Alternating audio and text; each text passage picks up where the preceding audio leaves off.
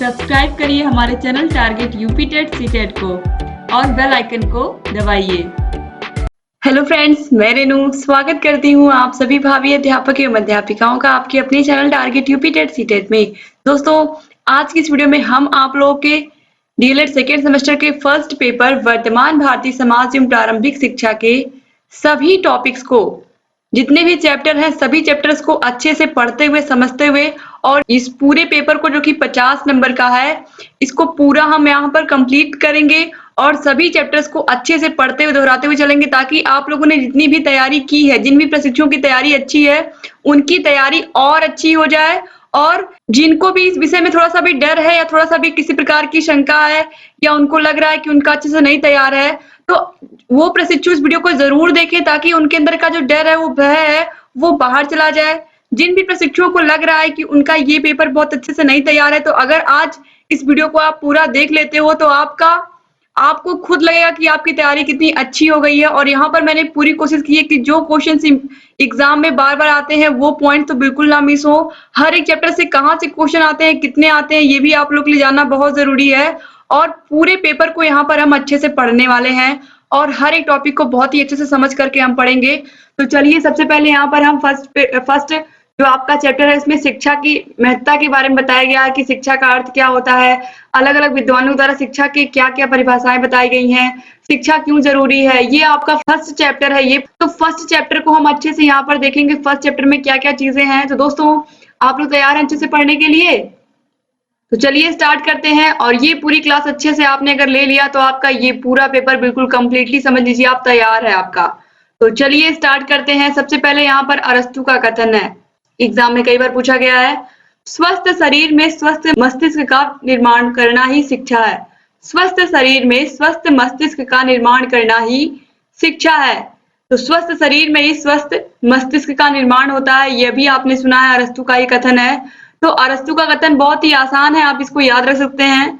इसके बाद स्वामी विवेकानंद का कथन है, शिक्षा मनुष्य के अंदर में निहित शक्तियों को प्रकट करना है, या फिर इसको हम इस तरीके से भी कह सकते हैं, स्वामी विवेकानंद के अनुसार शिक्षा मनुष्य के अंदर अंतर्निहित शक्तियों को प्रकट करना ही शिक्षा है, या मनुष्य के अंदर अंतर्निहित शक्तियों को बाहर प्रकट करना ही शिक्षा कहलाता है। इसके बाद महात्मा गांधी का क्या कथन है, शिक्षा से मेरा तात्पर्य बालक और मनुष्य के शरीर, मस्तिष्क व आत्मा का उत्कृष्ट विकास करना है। ये परिभाषाएं बहुत ही महत्वपूर्ण है और बार बार आपके एग्जाम में पूछी गई है, इसलिए यहाँ पर मैं आपको बता दे रही हूँ। इसके बाद एडम्स रास का क्या कथन है, यहाँ पर आप देखिए, शिक्षा एक द्विमुखी प्रक्रिया है। शिक्षा क्या है? एक द्विमुखी प्रक्रिया है, एडम्स रास का कथन है, कई बार पूछा गया है। फिर शिक्षा एक त्रिमुखी प्रक्रिया है। द्विमुखी प्रक्रिया में यहाँ पर शिक्षक और छात्र का संबंध बताया गया है, जबकि जो त्रिमुखी प्रक्रिया है इसमें शिक्षक, छात्र और पाठ्यक्रम, इन तीनों को महत्व दिया गया है। तो ये जॉन ड्यूवी के अनुसार शिक्षा एक त्रिमुखी प्रक्रिया है। तो त्रिमुखी जॉन ड्यूवी और द्विमुखी एडम्स रास, बहुत महत्वपूर्ण है दोस्तों। इसके बाद अब हम शिक्षा के प्रकार देखेंगे। शिक्षा के प्रकार, शिक्षा 3 प्रकार से दी जाती है, औपचारिक शिक्षा, अनौपचारिक शिक्षा और दूरस्थ शिक्षा। तो सबसे पहले अगर मैं बात करूं औपचारिक शिक्षा की, तो पढ़ाई की शुरुआत यही माना जाता है कि जब बच्चा स्कूल जाने लगता है, तो इसे हम क्या कहते हैं, जब बच्चा स्कूल जाना शुरू करता है। स्कूल में क्या होता है, स्कूल का एक निश्चित टाइम होता है, समय होता है कि हाँ इतने बजे से 9 बजे से 3 बजे तक आपका स्कूल होगा। एक स्थान निश्चित होता है कि हाँ स्कूल में जाना है, वो स्थान फिक्स है कि हाँ वहीं पर हमारा स्कूल है। अध्यापक, वही अध्यापक आपको पढ़ाते हैं जो रोज आपको उस क्लास में मिलते हैं। इसके अलावा पाठ्यक्रम एक सिलेबस होता है कि सिलेबस को 6 महीने से 8 महीने में कंप्लीट करना है बच्चों के। और ये सब चीजें क्या होती हैं, बिल्कुल फिक्स होती हैं। तो सारी चीजें क्या होती हैं, पूरा प्लान्ड होती है। तो जो औपचारिक शिक्षा होती है ये पूरी प्री प्लान्ड होती है, यानी कि ये पूरी प्लानिंग के साथ की जाती है। तो औपचारिक शिक्षा जो होती है इसे हम स्कूली शिक्षा भी कहते हैं। तो आप समझ गए होंगे, जब बच्चा स्कूल में प्रवेश लेता है उसी शिक्षा को हम क्या कहते हैं, औपचारिक शिक्षा कहते हैं। और इस शिक्षा में समय, स्थान, अध्यापक, पाठ्यक्रम सब निश्चित होते हैं। बहुत ही विस्तार से मैंने हैंड रिटन नोट्स के माध्यम से आप लोगों की पूरी क्लासेस ली है इस चैप्टर की, इस पूरे पेपर की आपको अच्छे से पता है। सेकंड पेपर की कोई भी पेपर ऐसा नहीं जिसको मैंने हैंड रिटन नोट्स के माध्यम से ना पढ़ाया हो, आप देख सकते हैं सभी विषयों को। अब इसके बाद अनौपचारिक शिक्षा। अनौपचारिक शिक्षा क्या है, इस शिक्षा को हम परिवार, पड़ोस, समाज, राज्य, धर्म आदि से ग्रहण करते हैं। स्कूल के बाहर आप चाहे वो खेल का मैदान हो, अपने फ्रेंड्स के साथ आप कहीं खेल रहे हो, अपने आस-पड़ोस के बच्चों के साथ खेल रहे हो, अपने आस-पड़ोस में कहीं गए हो, किसी रिलेटिव के यहाँ गए हो, किसी जगह गए हो या जहाँ से आपको कुछ ना कुछ सीखने को मिल रहा है। आप कहीं भी जाओ, अगर वहाँ से आप किसी से कुछ भी सीख रहे हो, तो वही होती है अनौपचारिक शिक्षा। अगर देखा जाए तो जीवन में जो अनौपचारिक शिक्षा होती है ना, यही आपके ज़्यादा काम आती है। अगर आप ज़्यादा सामाजिक नहीं रहोगे, लोगों से ज़्यादा घुल-मिल कर नहीं रहोगे या आप अपने में ही मस्त रहोगे, तो इस तरीके से आप समाज में घुल-मिल नहीं पाओगे, अच्छे से लोगों को समझ नहीं पाओगे। तो बहुत ज़रूरी है, केवल पढ़ाई, पढ़ाई, पढ़ाई ही ज़रूरी नहीं है, बल्कि बच्चा परिवार में आस-पड़ोस के बच्चों के साथ भी खेले, अपनी उपस्थिति हर जगह दर्ज कराए। तो इस तरीके से जो अनौपचारिक शिक्षा होती है, ये भी बहुत महत्वपूर्ण होती है और हमें जो वैल्यूज़ मिलती हैं, जो संस्कार मिलते हैं, वो कहीं न कहीं हमारे बड़ों से, हमारे आस-पड़ोस के लोगों से मिलते हैं। तो इसलिए जो अनौपचारिक शिक्षा होती है, ये भी बहुत मायने रखती है जीवन में क्योंकि आप जब किसी से मिलते हो तो पहले आपकी शिक्षा नहीं, पहले आपका संस्कार दिखता है। किसी के भी सामने जब आप मिलते हो, किस तरीके से आप उसका अभिवादन कर रहे हो, किस तरीके से आप उस व्यक्ति का अभिनंदन कर रहे हो, ये बहुत मायने रखता है। तो इसलिए अनौपचारिक शिक्षा भी जीवन में बहुत आवश्यक होती है। इसके बाद तीसरा है दूरस्थ शिक्षा या डिस्टेंस लर्निंग जिसे हम कहते हैं। दूरस्थ शिक्षा आपको पता ही है कि इसे हम पत्राचार शिक्षा, बाहरी शिक्षा या निरौपचारिक शिक्षा भी कहते हैं। निरौपचारिक शिक्षा पूछा है कई बार तो कन्फ्यूज मत होइएगा। दूरस्थ शिक्षा को हम क्या कहते हैं? निरौपचारिक शिक्षा कहते हैं और इस शिक्षा में अध्यापक और छात्र बहुत दूरी पर होते हैं जैसे कि इंटरनेट के माध्यम से पढ़ाई करते हैं और इसे हम आपने देखा ये भी क्या कहते हैं हम पत्राचार के माध्यम से शिक्षा भी कहते हैं। तो ये जो शिक्षा के 3 प्रकार हैं इनको आप याद रखिएगा एग्जाम की दृष्टि से तीनों ही बहुत महत्वपूर्ण है। इसके बाद है निरौपचारिक शिक्षा में आयु का कोई बंधन नहीं होता। ये एग्जाम में पूछा गया है कि क्या निरौपचारिक शिक्षा में आयु का कोई बंधन होता है? तो कोई भी बंधन नहीं होता। किसी भी आयु वर्ग के बच्चे दूरस्थ शिक्षा में एडमिशन ले सकते हैं। कोई भी व्यक्ति है, किसी भी आयु का है वो एडमिशन ले सकता है। इसके बाद दोस्तों अब यहाँ पर हम शिक्षा की बात करेंगे। वैदिक काल में शिक्षा किस प्रकार से दी जाती थी, बौद्ध काल में शिक्षा किस प्रकार से दी जाती थी, मुस्लिम कालीन शिक्षा कैसी थी, क्योंकि इससे भी बहुत सारे क्वेश्चन आपके एग्जाम में बनते हैं। तो सबसे पहले वैदिक कालीन शिक्षा से किस तरीके के क्वेश्चन आते हैं और क्या-क्या चीजें आपको बहुत महत्वपूर्ण है जानना। तो सबसे पहले यहाँ पर आप देखिए उपनयन संस्कार बच्चों का होता था। उपनयन संस्कार या चूड़ाकर्म संस्कार बालक को गुरु के समीप ले जाने को ही हम उपनयन, उप मतलब नजदीक या पास, नयन मतलब नेत्रों के, तो गुरु के नेत्रों के समीप ही बालकों को ले जाना क्या कहलाता था? उपनयन संस्कार। और चूड़ाकर्म संस्कार भी इसी को कहते हैं। चूड़ाकर्म संस्कार मतलब दोस्तों जब बच्चों को गुरु के पास भेजते थे तो उससे पहले उनके बालों को कट कर दिया जाता था, यानी कि उनका चूड़ाकर्म संस्कार किया जाता था। और जब उनके केश को या उनके बालों को कट कर दिया जाता था जिसे हम मुंडन संस्कार कहते हैं अपने आम बोलचाल की भाषा में, तो मुंडन संस्कार के बाद माना जाता था कि बच्चे का बल बुद्धि उसकी और बढ़ जाती थी, बल बुद्धि और विद्या बढ़ जाती थी। उसके बाद उसे गुरु के समीप भेजा जाता था। इसके बाद शिक्षा का उद्देश्य क्या था? वैदिक कालीन शिक्षा हो चाहे बौद्ध कालीन शिक्षा हो, दोनों का ही उद्देश्य मोक्ष प्राप्ति था। इसके अलावा और भी बहुत सारी चीजें थी, व्यक्तित्व का विकास करना, चरित्र का विकास करना, सामाजिक कुशलता की प्राप्ति और अपनी संस्कृति का संरक्षण करना, यानी कि जो हमारी संस्कृति है, जो हमारी सभ्यता है, उस पर हमें गर्व करना, साथ ही साथ लोगों को भी उसके प्रति जागरूक करना कि कैसे वो संस्कृति और सभ्यता जो है हमारी उसका आदर और सम्मान करें। तो ये वैदिक कालीन शिक्षा का प्रमुख उद्देश्य थे जो आपको अभी तक मैंने बताया।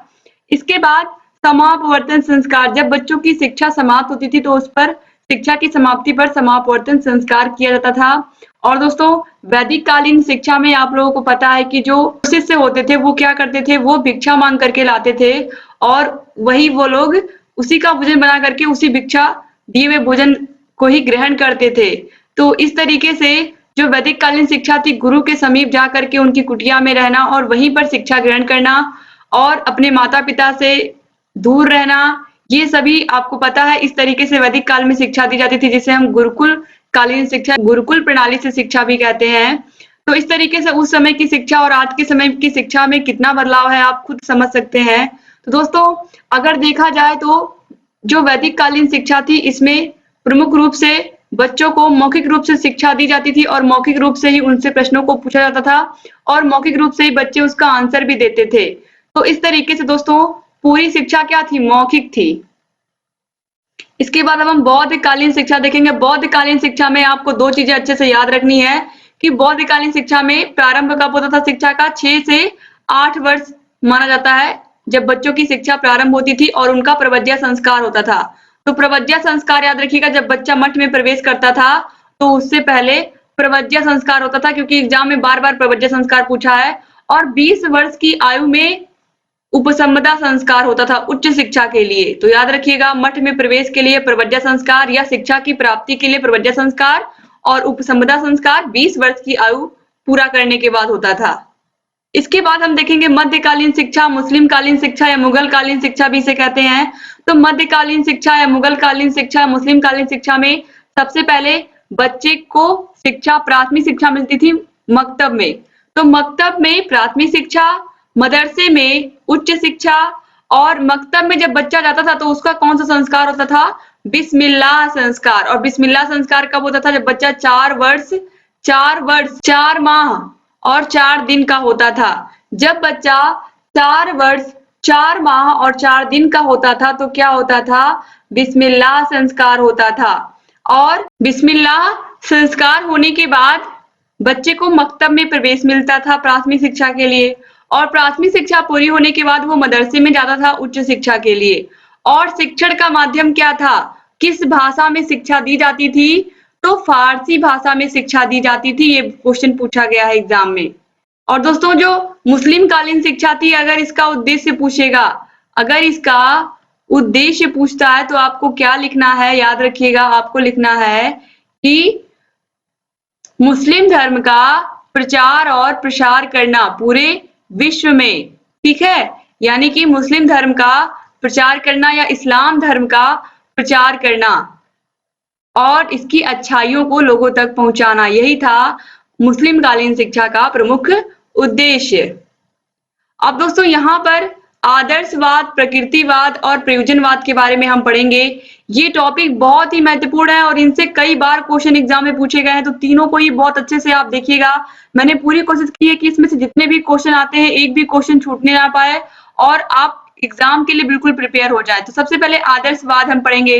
दोस्तों, जो आदर्शवाद है, आदर्शवाद आध्यात्मिक जगत को ही सत्य मानते हैं, यानी कि इनका ईश्वर पर बहुत अधिक विश्वास होता है।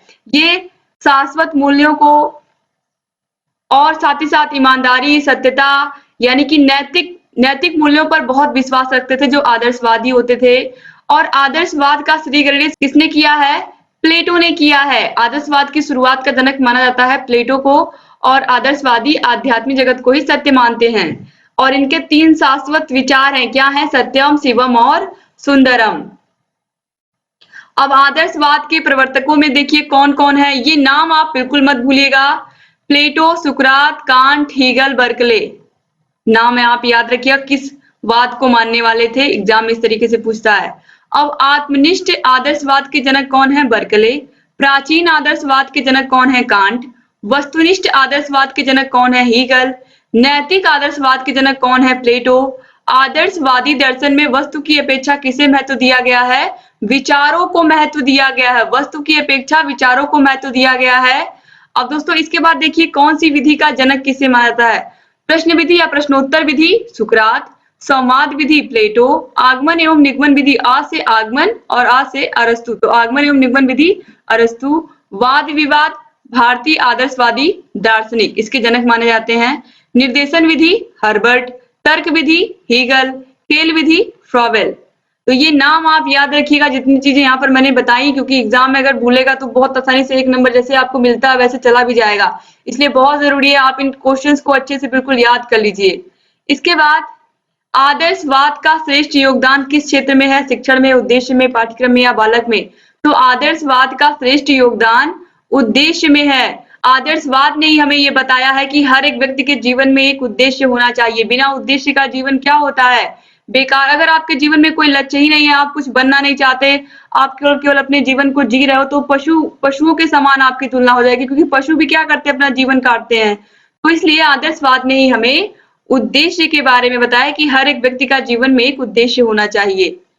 अब दोस्तों, इसके बाद हम देखेंगे प्रकृतिवाद। प्रकृतिवाद के जनक रूसो हैं। रूसो ने ही कहा है प्रकृति की ओर लौटो, इनका नारा है प्रकृति की ओर लौटो। तो प्रकृतिवाद के जनक रूसो हैं। रूसो ने ही कहा है कि बच्चे को आप प्रकृति में छोड़ दीजिए, वो प्रकृति से चीजें सीखेगा, अगर वो गलती करेगा तो प्रकृति ही उसे दंड देगी। तो इस तरीके से रूसो प्रकृतिवाद के जनक माने जाते हैं। प्रकृतिवाद में ही करके सीखने पर बल दिया गया है, यानी कि जितनी बार बच्चा करेगा, खुद करेगा चीजों को, अगर गलतियां करेगा तो उससे भी सीखेगा। अब यहाँ पर देखिए प्रकृतिवादियों के अनुसार शिक्षा का केंद्र बिंदु कौन है? शिक्षा का केंद्र बिंदु बालक है। प्रकृतिवादियों ने सीखने की सबसे उचित विधि क्या बताई? खेल विधि। खेल खेल के माध्यम से बच्चे सीखते हैं। प्रकृतिवादियों के अनुसार अनुशासन कैसा होना चाहिए?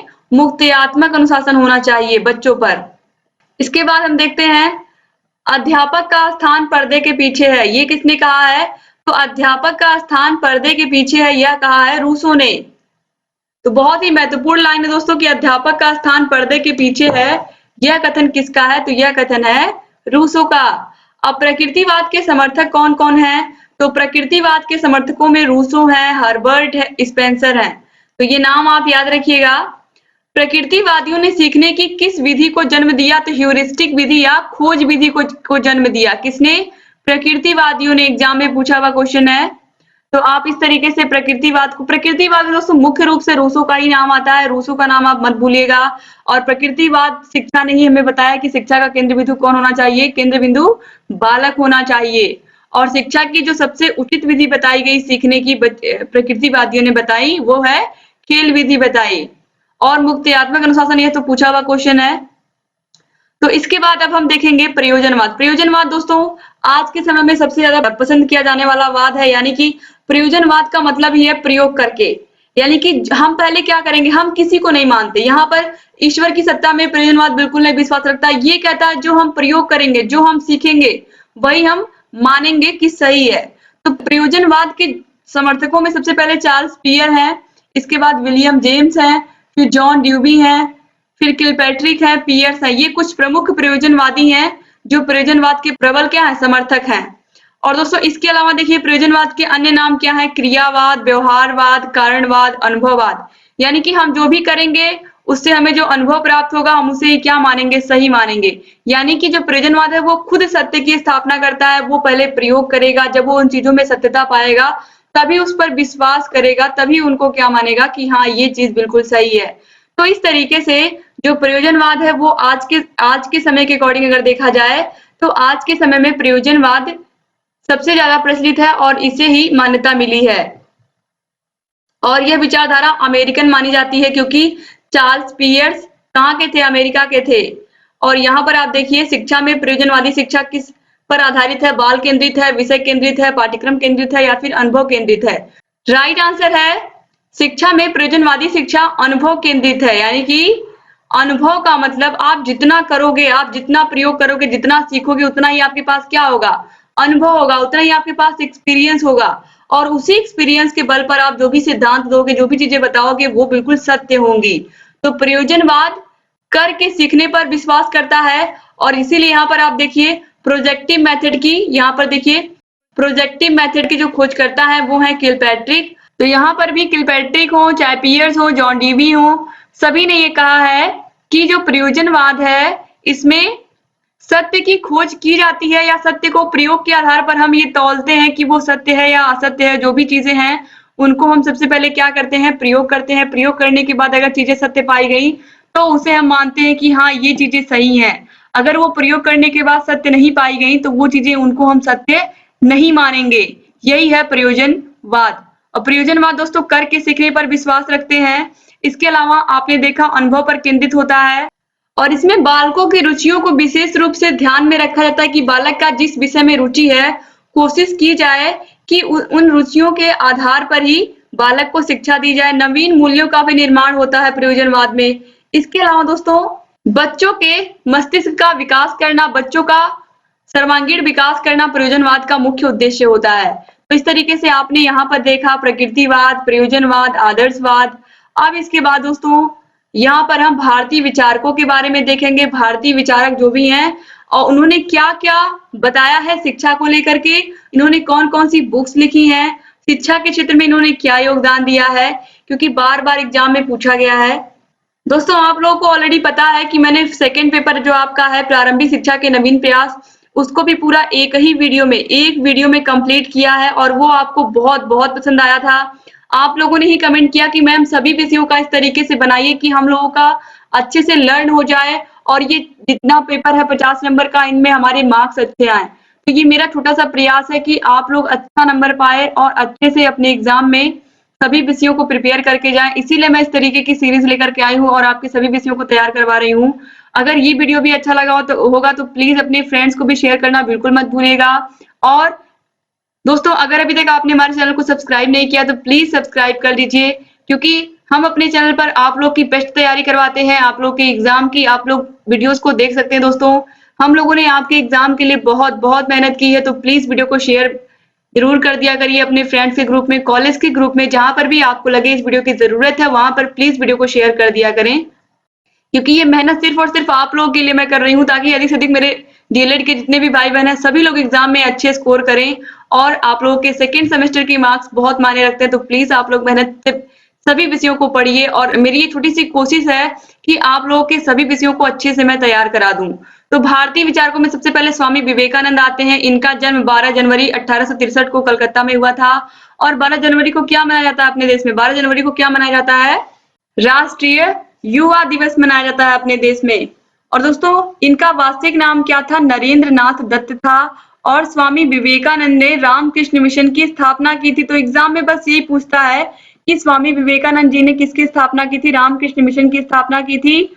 और स्वामी विवेकानंद जी ने शिक्षा के विषय में क्या कहा है? ऑलरेडी आपको मैंने बहुत पहले ही बता दिया कि शिक्षा मनुष्य के अंदर अंतर्निहित शक्तियों को प्रकट करना ही शिक्षा का उद्देश्य है। यानी कि स्वामी विवेकानंद जी ने कहा है कि शिक्षा मनुष्य के अंदर में निहित शक्तियों को प्रकट करना है। जो मनुष्य के अंदर छिपी हुई शक्तियां हैं जिनको वह पहचान नहीं पाता है, तो जब वह शिक्षा ग्रहण करता है तभी वह अपनी शक्तियों को पहचान पाता है कि उसके अंदर ऐसी कौन सी योग्यता है जिसके बल पर वो संपूर्ण विश्व में अपना नाम कर सकता है। अब देखिए दोस्तों, यहाँ पर इसके बाद रविंद्रनाथ टैगोर जी आते हैं। रविंद्रनाथ टैगोर जी का जन्म 1861 में हुआ था और 1901 में इन्होंने शांति निकेतन की स्थापना की थी, या शांति निकेतन विद्यालय की स्थापना की थी। तो 1901 में इन्होंने शांति निकेतन की स्थापना की थी। तो बार बार एग्जाम में पूछा गया कि कब की थी? तो 1901 में की थी। और कहां पर की थी? बोलपुर नामक स्थान पर। बोलपुर एग्जाम में ये भी पूछा गया है आप लोगों के कि शांति निकेतन की स्थापना तो हुई थी, लेकिन कहाँ हुई थी, किस स्थान पर? बोलपुर नामक स्थान पर। और इन्होंने जो प्रमुख पुस्तक लिखी है गीतांजलि, जिसके लिए इन्हें नोबेल पुरस्कार भी मिला है। तो ये भी क्वेश्चन आप लोग के एग्जाम में पूछा हुआ है। इसके बाद महात्मा गांधी। महात्मा गांधी आपको पता है राष्ट्रपिता है हमारे देश के, और इनका जन्म 2 अक्टूबर 1869 को हुआ था। और गांधी जी ने 7 से लेकर के 14 वर्ष तक के बालकों के लिए निःशुल्क और अनिवार्य शिक्षा की व्यवस्था की बात की थी। दोस्तों, स्वतंत्रता के पहले ही गांधी जी ने ये कहा था कि 7 से लेकर के 14 वर्ष तक के बालकों को निःशुल्क और अनिवार्य शिक्षा की व्यवस्था की जाए। और आज आपको पता है कि 6 से लेकर के 14 वर्ष तक के बालकों को सभी को निःशुल्क और अनिवार्य शिक्षा देना क्या राज्य का कर्तव्य है। और ये सभी बच्चों का मौलिक अधिकार है कि 6 से लेकर के 14 वर्ष तक के सभी बालकों को निःशुल्क और अनिवार्य शिक्षा मिले। इसके बाद आते हैं गिजुभाई बधेका। गिजुभाई बधेका दोस्तों, इन्होंने विद्यालयों को बाल भवन नाम दिया। क्या नाम दिया? बाल भवन नाम दिया। और इन्होंने बालकों के लिए क्या कहा? बाल देवो भव। बालकों को क्या कहा? बाल देवो भव। और इनकी जो रचना है वो है दिवा स्वप्न। ये एग्जाम में पूछा गया, दिवा स्वप्न किसकी रचना है? तो गिजुभाई बधेका की रचना है। और इन्होंने बालकों को बाल देवो भव कहा और विद्यालयों को कहा बाल भवन। अब इसके बाद हम पाश्चात्य विचारकों को देखेंगे। पाश्चात्य विचारकों में सबसे पहले आते हैं प्लेटो। प्लेटो को भी आपने पढ़ा कि प्लेटो क्या है? प्लेटो आदर्शवाद के जनक भी कहे जाते हैं। और इन्होंने 2 पुस्तकें लिखी थी, रिपब्लिक और द लाज। ये दोनों ही बहुत बहुत मोस्ट इंपॉर्टेंट इनकी रचनाएं हैं। तो रिपब्लिक और द लाज, इन दोनों को आप याद रखिएगा। रूसो का जन्म, अब यहाँ पर हम देखेंगे रूसो के विषय में। रूसो का जन्म कब हुआ था? इटली के जिनेवा नगर में 1712 में हुआ था।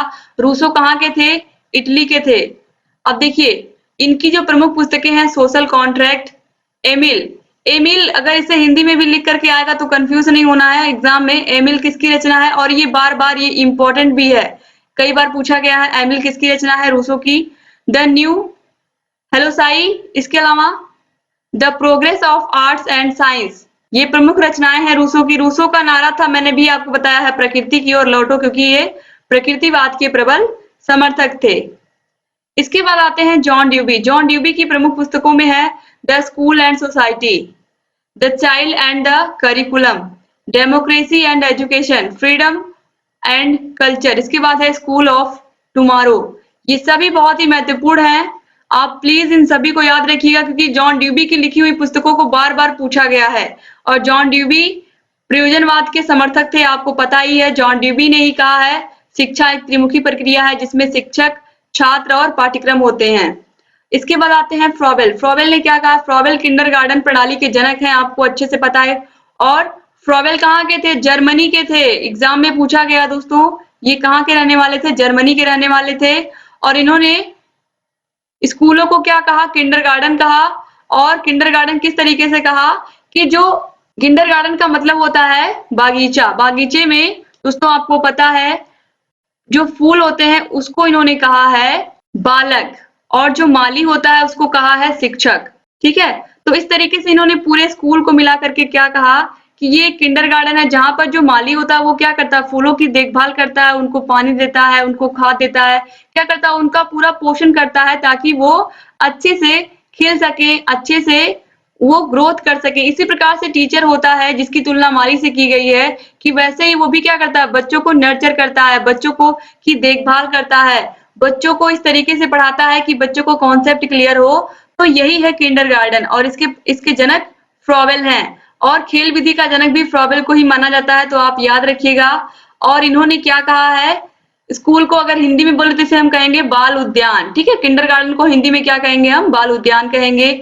इनकी एक रचना है एजुकेशन ऑफ मैन, व्यक्ति की शिक्षा। अगर एग्जाम में ऐसे हिंदी में लिख करके पूछेगा व्यक्ति की शिक्षा, व्यक्ति की शिक्षा किसकी रचना है, या एजुकेशन ऑफ मैन किसकी रचना है, तो आपको याद रखना है किसकी रचना है?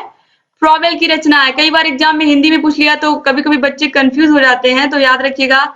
इसके बाद आती है मारिया मॉन्टेसरी। मारिया मॉन्टेसरी का जन्म 1870 में इटली में हुआ था। ये कहाँ की रहने वाली थी? इटली की रहने वाली थी। और इन्होंने विशेष रूप से जो मंद बुद्धि के बालक थे या जो मानसिक रूप से कमजोर बालक थे उनकी शिक्षा पर इन्होंने विशेष रूप से ध्यान दिया। इनके स्कूल में 3 से लेकर के 7 वर्ष तक के बालकों को शिक्षा दी जाती थी। और इन्होंने शिक्षा के 3 प्रकार बताए। पहला कर्मेंद्रियों से शिक्षा, दूसरा ज्ञानेंद्रियों की शिक्षा, और तीसरा गणित की शिक्षा या भाषा और गणित की शिक्षा।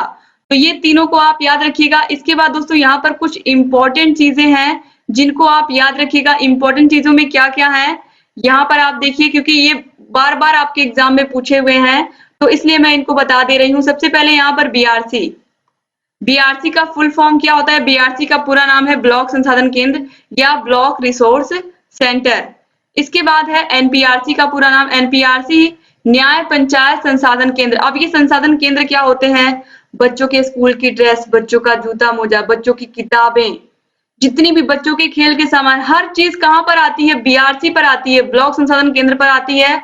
फिर वहां से आती है एनपीआरसी पर, न्याय पंचायत संसाधन केंद्र पर, और यहाँ से स्कूलों तक वो चीजें बढ़ती हैं या डिस्ट्रीब्यूट होती हैं। तो इस तरीके से आप इनका नाम याद रखिएगा, बहुत महत्वपूर्ण है। प्राइमरी शिक्षा में दोनों ही बहुत ही महत्वपूर्ण है। इसके बाद डाइट का पूरा नाम जिला शिक्षा एवं प्रशिक्षण संस्थान। डाइट का पूरा नाम जिला शिक्षा एवं प्रशिक्षण संस्थान। इसके बाद ग्राम शिक्षा समिति का अध्यक्ष। ग्राम, गांव में सबसे बड़ा कौन होगा? सबसे बड़ा ग्राम प्रधान होता है। तो ग्राम प्रधान ही क्या होगा? अध्यक्ष भी तो होगा। कोई भी समिति बनाई जाएगी गांव में तो उसका अध्यक्ष कौन होगा? ग्राम प्रधान ही होगा। तो ग्राम शिक्षा समिति का भी अध्यक्ष कौन है? ग्राम प्रधान है। ग्राम शिक्षा समिति का सचिव कौन है? प्रधानाध्यापक होता है, स्कूल का प्रधानाध्यापक। मनोविज्ञान और निर्देशन विभाग कहाँ पर है? उत्तर प्रदेश में, इलाहाबाद में है, जिसे हम आज प्रयागराज के नाम से जानते हैं। राज्य शिक्षा संस्थान कहाँ है? इलाहाबाद में है। आंग्ल भाषा शिक्षण संस्थान कहाँ है? इलाहाबाद में है। राज्य परियोजना कार्यालय कहाँ पर है? लखनऊ में। और लखनऊ में आप लोगों को पता है कि एससीईआरटी कार्यालय भी कहाँ है? लखनऊ में है, निशातगंज लखनऊ। इसके बाद राज्य हिंदी संस्थान कहाँ पर है? बनारस में है या वाराणसी में है। तो इस तरीके से यहाँ पर दोस्तों मुझे जितनी भी चीजें इंपॉर्टेंट लगी मैंने सभी चीजों को आप लोगों को बताया, हर एक टॉपिक से। अब यहाँ पर दोस्तों देखिए, आप लोगों को लगेगा कि कुछ चीजें हैं जो यहाँ पर आप लोगों को लगेगा कि हाँ, ये भी इंक्लूड होनी चाहिए, जैसे कि शिक्षा और समाज। दोस्तों, शिक्षा और समाज अगर आता है तो ऐसा नहीं है कि आप इसके बारे में कुछ लिख नहीं पाओगे, बहुत आसानी से आप लिख लोगे। तो दोस्तों, इस तरीके से यहाँ पर ये पूरा पेपर आपका मैंने यहाँ पर सॉल्व करा दिया। उम्मीद करती हूँ ये पूरा पेपर आपको समझ में आया होगा और आप एग्जाम में अगर इतना पढ़ के चले जाते हैं दोस्तों, तो आप बहुत बहुत अच्छा स्कोर करके आएंगे। उम्मीद करती हूँ कि आप लोगों को इस सारी चीजें बहुत अच्छी लगी होंगी और मैंने कोशिश की है कि आप लोग का जो फर्स्ट पेपर है, इसकी भी तैयारी मैं आप लोगों को बहुत बहुत अच्छे से करा दूं। और ये छोटा सा प्रयास था दोस्तों, प्लीज अगर ये प्रयास अच्छा लगा हो तो अपने अपने भाई बहनों को, अपने फ्रेंड्स को, अपने कॉलेज के ग्रुप में इस वीडियो को शेयर करना मत भूलिएगा। आपके एक शेयर से शायद बहुत सारे लोगों की तैयारी अच्छी हो जाएगी, तो प्लीज शेयर कर दीजिएगा। और वीडियो अच्छा लगा तो प्लीज इसको लाइक कर दीजिए और अपने अच्छे अच्छे प्यारे प्यारे कमेंट्स करते रहा करिए। आप लोगों के कमेंट्स और आपके लाइक्स ही हमें बहुत बहुत प्रोत्साहित करते हैं लगातार आप लोगों के लिए ऐसे वीडियोस बनाने के लिए और लगातार ऐसे ही आप लोगों की तैयारी को और अच्छा करवाने के लिए। तो उम्मीद करती हूँ आप ऐसे ही हमारे चैनल से बने रहेंगे। चैनल को सब्सक्राइब नहीं किया तो प्लीज सब्सक्राइब कर लीजिए और आप हमारे टेलीग्राम से जुड़ जाइए। अगर इसका आपको जितना मैंने यहाँ पर पढ़ा गया इसका आपको टेलीग्राम पर पीडीएफ चाहिए तो प्लीज आप टेलीग्राम पर अगर नहीं जुड़े हो तो प्लीज जुड़ जाइए, क्योंकि टेलीग्राम पर आपको सभी विषयों की पीडीएफ बिल्कुल फ्री मिलती है। फ्री पीडीएफ हम देते हैं आप लोगों को। आप सभी विषयों की पीडीएफ वहां से प्राप्त कर सकते हैं। हर एक विषय का आपको अच्छे से मिल जाएगा। आप दोस्तों, प्रारंभिक शिक्षा का भी मैंने इसी तरीके से पढ़ाया है। अगर आपने उसको नहीं देखा तो आप प्लीज देख लीजिए, आपको बहुत बहुत अच्छा लगेगा, क्योंकि मैंने बहुत ही अच्छे से पढ़ाया है और आप लोग की तैयारी भी बहुत अच्छे से कराई है। तो फ्री पीडीएफ आप टेलीग्राम से ले लीजिएगा। टेलीग्राम का लिंक आपको डिस्क्रिप्शन बॉक्स और कमेंट बॉक्स में मैं दे दूंगी। यहाँ पर आपको आई बटन मिल जाएगा कोने पर। आई बटन पर जैसे ही क्लिक करेंगे, सेकेंड सेमेस्टर में जितने भी वीडियोस हमने बनाए हैं आप लोगों के हर एक पेपर के, कभी भी कहीं भी आप सभी वीडियोस को देख सकते हैं। तो उम्मीद करती हूँ ये पेपर भी आपको अच्छा लगा होगा। अगर वीडियो अच्छा लगा तो प्लीज वीडियो को लाइक कर दीजिए दोस्तों। तो मिलते हैं नेक्स्ट वीडियो में नेक्स्ट सब्जेक्ट के साथ और ऐसे ही आप लोग की तैयारी को बेस्ट हम करवाते रहेंगे। तो बस ऐसे ही हमारे चैनल से बने रहिए और सभी वीडियोस को देखते रहिए। जय हिंद दोस्तों।